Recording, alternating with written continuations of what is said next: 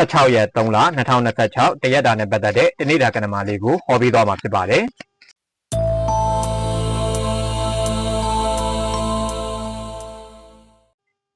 မိသားစုအတွင်းမှာပဲဖြစ်ဖြစ်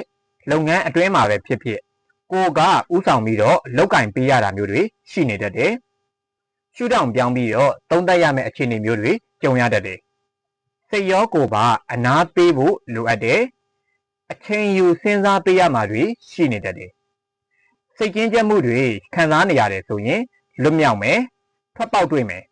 မြင်သမျှဟာကြည်နူးစရာကောင်းနေလိမ့်မယ်ဒီနေ့အတွက်ဆောင်းအောင်ရှောင်မယ့်ຢာကတော့အသစ်စတင်မဲ့ကိစ္စတွေကိုခဏလောက်နားထားပေးပါစိတ်အားထက်သန်တာကောင်းတယ်ဒါပေမဲ့ယုံကြည်မှုလွန်ကဲတာတွေမဖြစ်စေနဲ့